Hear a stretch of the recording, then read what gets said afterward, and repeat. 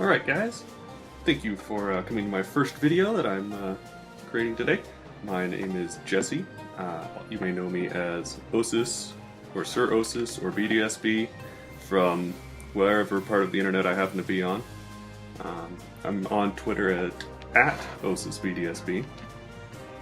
And today I'm going to be playing Dungeons of Dredmor, one of my favorite PC games, developed by Gaslamp Games. It's a few years old, but it's a really great game.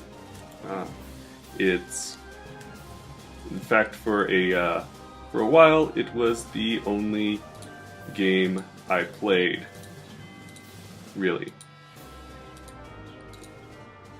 Anyway, Dungeons of Dredmor is a roguelike, meaning that it is a lot like Rogue, classic dungeon crawling game, or NetHack, if you're familiar with either of those. Only difference is it has a lot more graphics, more cartoony, whereas NetHack and Rogue, where basically you are a little @ sign running around in a dungeon killing D's and M's and O's. This, just like other roguelikes, it's very difficult, so because I'm casual scum, I'm going to be playing on Elves Just Want to Have Fun. No offense to any elves out there. Permadeath is of course on because it's fun. I'm going to turn on No Time to Grind as well. It just makes the floors smaller and doubles the experience you get. Dungeons of Dredmor is built on the class system. You pick 7 classes or ability trees and level them up as you go along. I think for my first game I'm going to be a generic hitty guy. Let's go with that. Let's be good at crossbows. Let's also be good at burglary's fun. Let's take that one. And archaeology is a classic one to pick. So I've got maces, even though it's not showing it there. Maces, armor, shields, classic warrior stuff, dual wielding. Just taking maces doesn't mean that I can't use anything else like swords or daggers. It just means that I get extra abilities when using maces. The dual wielding, however, you have to take in order to... Oh wait, I shouldn't take shields and dual wielding. I'll just take shields. So never mind about that. I'm just ding dong here. As my other ability, I will take... Take assassination. That'll be fun. Burglary, sneak around. You get to steal from the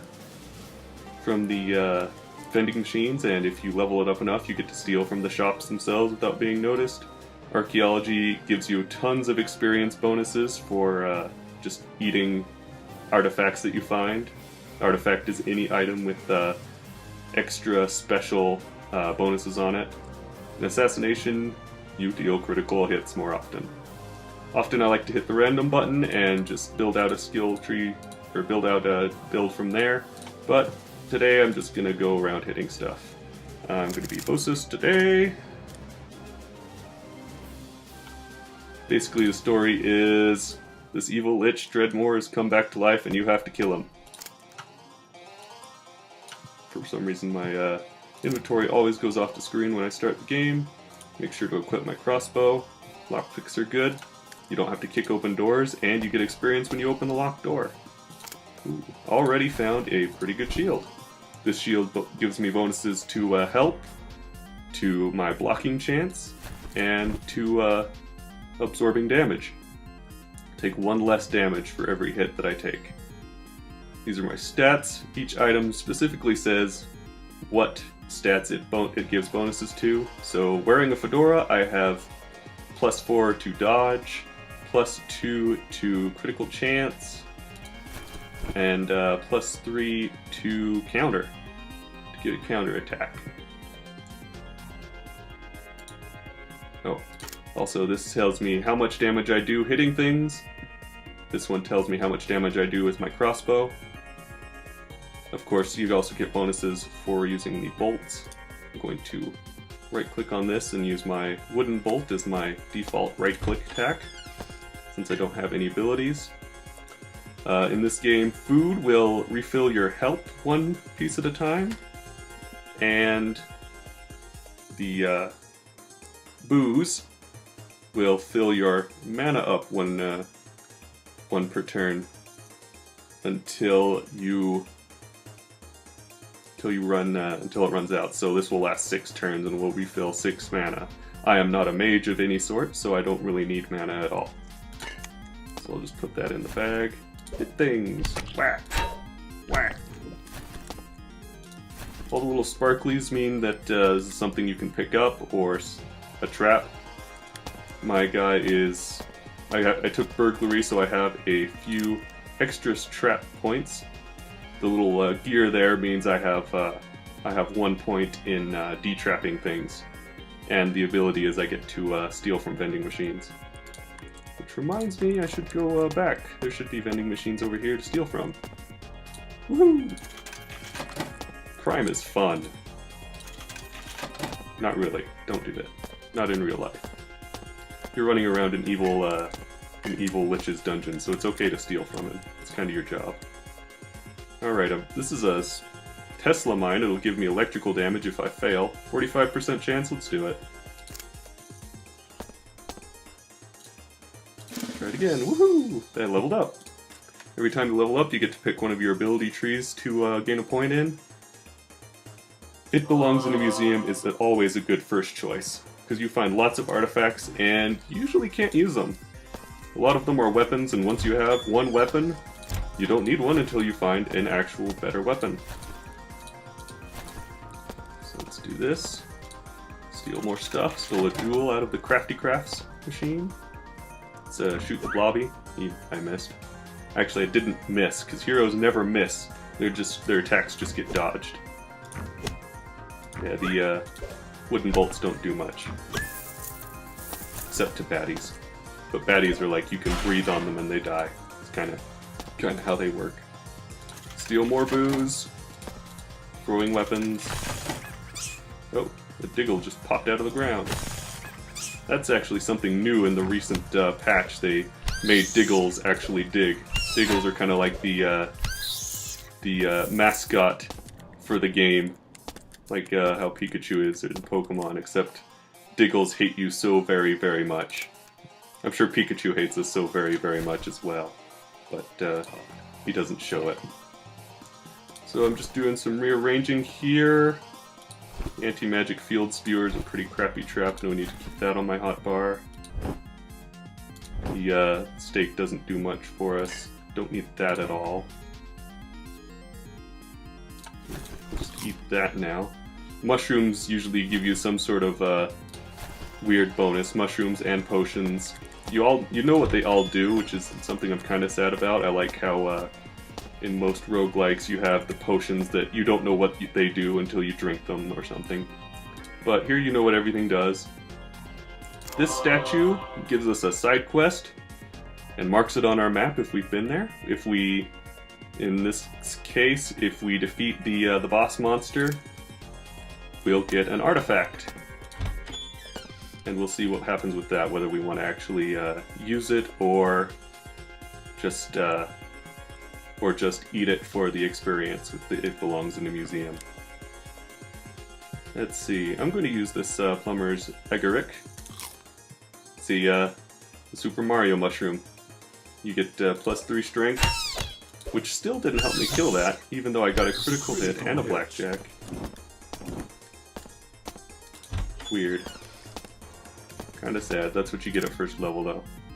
This is the Anvil of Krong, performs feats of crafting. What it really means is it turns one of our items into an artifact.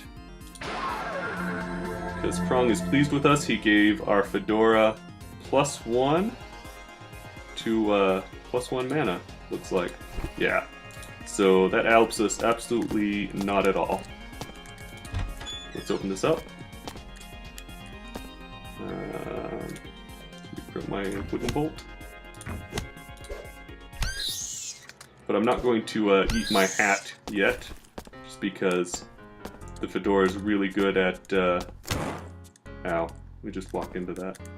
Really good with the Krong in my experience. It's probably just confirmation bias, but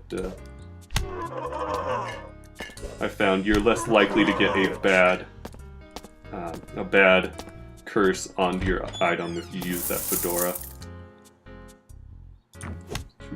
Diggle, hit him. I don't know, I love games where numbers just come on the screen when you hit things. It's beautiful. So right now we're wandering around this dungeon, killing stuff. Lutefisk. Lutefisk is officially a food item, but if you notice, it only heals 1 health, so it's really useless. What you do with the Lutefisk, though, is you save it up, and you give it to the Lutefisk god. Lutefisk for the Lutefisk god! And he'll give you more artifacts and more cool stuff for it. Level up! What do I want to level up now? I'm not doing nearly enough damage, so I will level up this, the Dwarven Handshake. Gives me some passive stat bonuses, as well as giving me a level in Warrior, which is more stat bonuses to hitting stuff. And then every so often I can proc, the skill will proc and knock the enemy like that, back a little bit. He died anyway, but he got knocked back a couple squares. Critical hit. Critical hit. So here we go, walking around some more. More Lutefisk. Hopefully at some point we'll find the Horadric Lutefisk Cube, which will allow us to turn items that we don't need, that are taking up space in our inventory, into Lutefisk. Critical hit. Thus increasing the chance that we get stuff from the Lutefisk god. He has an official name, I don't remember what it is though. I haven't actually seen him. I think he's been, I think his appearance has been reduced in the last couple patches.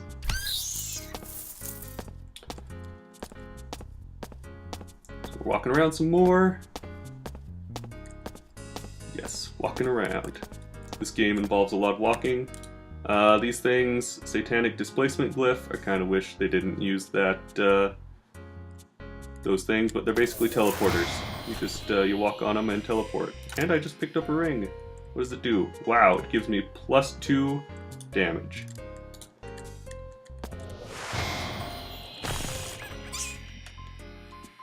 Alright. My timer keeps turning off. Only got about a minute left of this recording. So, I'll find a good place to stop, steal some booze. That's the kind of life you want to live, stealing booze from vending machines. And then not drinking it because it doesn't do you any good ever. Anyway, I'll walk in here, pick up some of this brimstone, which is good for crafting, which I don't have any skill in doing. I don't think I have any... No, I do have this alchemy box and the disposable ingot press, which are crafting tools. But thank you for watching my first video here. Again, it's Dungeons of Dredmor. I'll include a link to the company's website in the description, and also a link to where you can buy the game. You can get it on the Humble Store, which is where I originally got it, and also on Steam, which is where I have it now. And it's really good. The modding community's really still strong on it. And so thanks for watching. That's my timer. Gotta remind me to turn off the sound again. Anyway, thanks for watching. Have a great day, and if you like the video, might make another one soon.